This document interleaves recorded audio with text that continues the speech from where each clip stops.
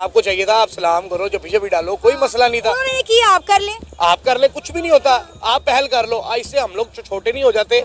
और सबसे बड़ी बात ये है कि यार पाकिस्तान को माफ कर दो। लेकिन हमें तो ज्यादा खुशी है कि डॉक्टर एस जयशंकर आए हैं, हमें इस काबिल समझा उन्होंने। जितना उनका एक्सपीरियंस है ना उनके फॉरेन मिनिस्टर का, हम उन्हें टैगल कर लें, हैंडल कर लें, या उनके लेवल का कोई फॉरेन मिनिस्टर यहाँ पे ले आए तो यही बड़ी बात है। आप मोदी इधर आ जाते तो फिर तो और ही एक माहौल बन जाता। मैं तो ये खदशा जाहिर कर रहा हूँ, मैं इससे बड़ी बात करने लगा हूँ कि हमने पूरा ग्राउंड तैयार किया, पूरी पिच तैयार की, और मुझे लगता है कि डॉक्टर जयशंकर आके सेंचुरी मार देंगे। ये कि डॉक्टर जयशंकर ने कमाल का काम कर डाला है, और वो ये उन्होंने काम किया है कि उन्होंने पाकिस्तान में एक ट्री लगा दिया है, दरख्त लगा दिया है, ट्री प्लांट कर दिया है। कहाँ पर? इंडियन हाई कमीशन में। ये जाते वक्त इनसे भी पैसे कान में उम्मीद कह देंगे, मांगने नहीं आए, मजबूरी है तो। नहीं, इन्होंने कान में पहले ही कह दिया हुआ है कि हम आपको वेलकम करेंगे, और आपने जाते जाते हमारा ख्याल करना है। क्योंकि जाते जाते हमारा ख्याल करना है। हमने तो आपके सामने IM से अभी कभी कर्जा लेके आए हैं, सारा वो आप पे लग गया। अब हम कहाँ के मुल्क कैसे मुल्क चलाएंगे। लेकिन उन्होंने फॉरेन मिनिस्टर को भेज दिया। मैं तो कहता हूँ यही बड़ी बात है कि चलो वो आ गया। अभी से इंडिया से भी शायद कम से कम पैसे नहीं खाते, तो कम से कम तजारत तो कर लें।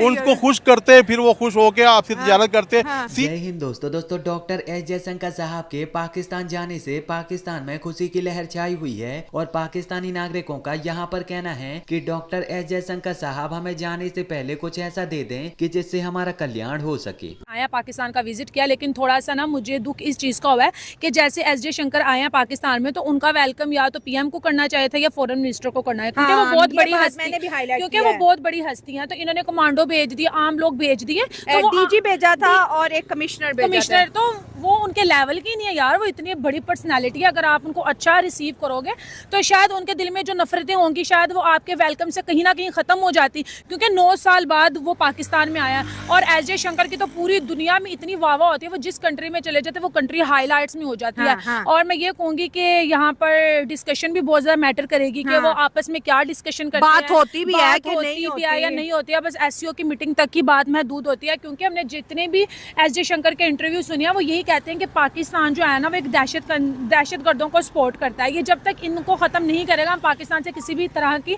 ना बात करेंगे, और जब तक ये मसला कश्मीर को सॉल्व नहीं करेंगे तो उनके दो ही पॉइंट्स हैं। ये जो टेररिज्म को लेके पाकिस्तान के अंदर ही बात करनी चाहिए, क्योंकि डॉक्टर एस जयशंकर मौजूद है कहीं ना कहीं। क्योंकि जब एस जयशंकर बैठे होंगे, दूसरी तरफ PM पाकिस्तान के बैठे होंगे, तो मुझे लगता है वो अच्छी तरह से बात को समझा भी सकेंगे और उस पर डिटेल से बात भी करेंगे।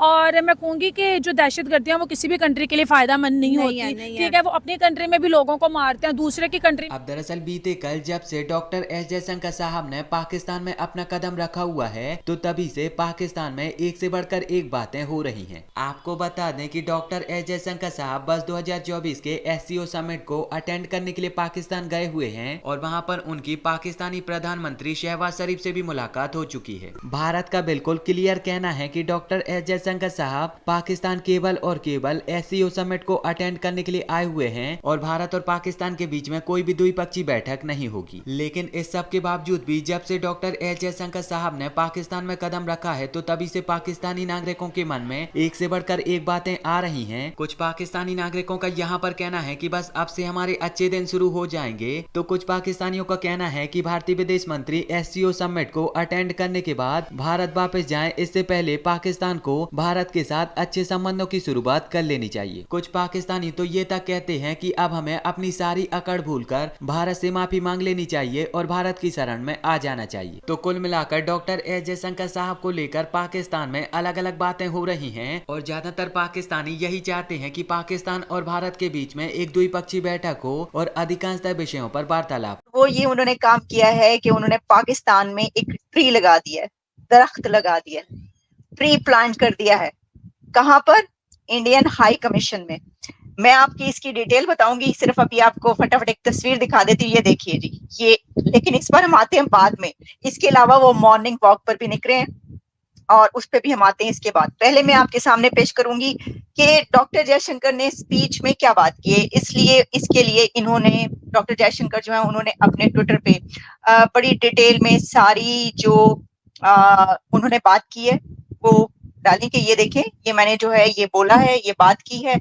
और उसके ऊपर हम देखते रहे कि उनकी ये ट्वीट्स जो हैं ये भी चलती रही, और साथ में जो उन्होंने गुफ्तगू की, तो अब मैं आती हूँ उसकी तरफ। इसकी वजह ये है कि डॉक्टर जयशंकर की ये जो उन्होंने एससीओ के इजलास में स्पीच की है, इसके बारे में ये लिखा जा रहा है और ये कहा जा रहा है कि इस स्पीच में उन्होंने चाइना और पाकिस्तान के लिए बड़ा स्ट्रॉन्ग मैसेज दिया है।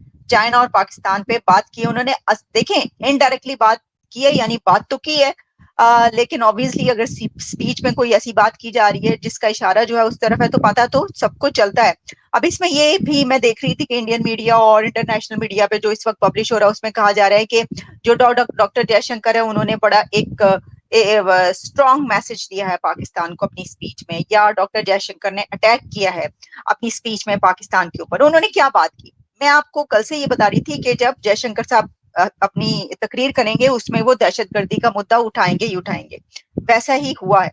मैं अगर आपको इसका क्रक्स बता सकूं, स्पीच उनकी बहुत जबरदस्त है, बहुत कॉम्प्रिहेंसिव है, लेकिन क्योंकि बहुत एक बड़ी स्पीच है तो हम सबको, तो हम उसमें एक एक वर्ड आपको नहीं बता सकते, लेकिन मैं आपके सामने पेश करूं उन्होंने क्या कहा। उन्होंने कहा है कि if activities across borders are characterized by terrorism, extremism and separatism, they are hardly likely to encourage trade, energy flows, connectivity and people-to-people exchanges in parallel, he added.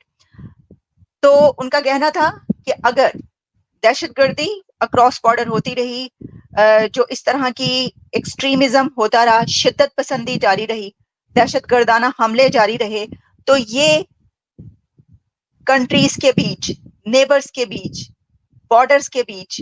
और इससे पहले डॉक्टर जयशंकर जो है वो प्राइम मिनिस्टर से red carpet पे मिले separately, जिसमें पाकिस्तान के फॉरेन मिनिस्टर इसाक डार साहब भी थे, और अच्छे अंदाज से उन्होंने गुफ्तगू की। मैं समझता हूँ कि डॉक्टर जयशंकर ने जो बात की है उस बात का काफ़ी वज़न है।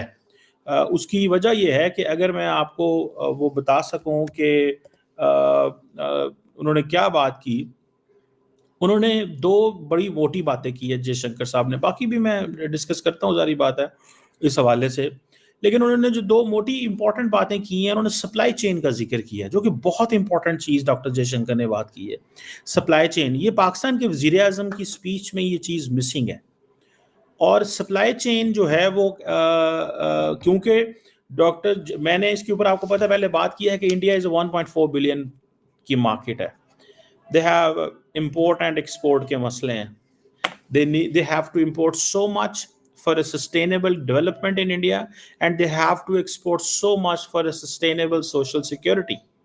अगर ये दोनों चीज़ें वो करेंगे तो देन, और वो कैसे, किस चीज़ के ऊपर है, वो सारी मिडल ईस्ट के कॉन्फ्लिक्ट की बात कर रहे हैं, और वो कह रहे हैं कि सप्लाई चेन को हमने कैसे मेक श्योर करना है कि अगर मैं एक चीज़ ऑर्डर करता हूँ तो वो मेरे पास पहुँचती है, और अगर हम कोई चीज़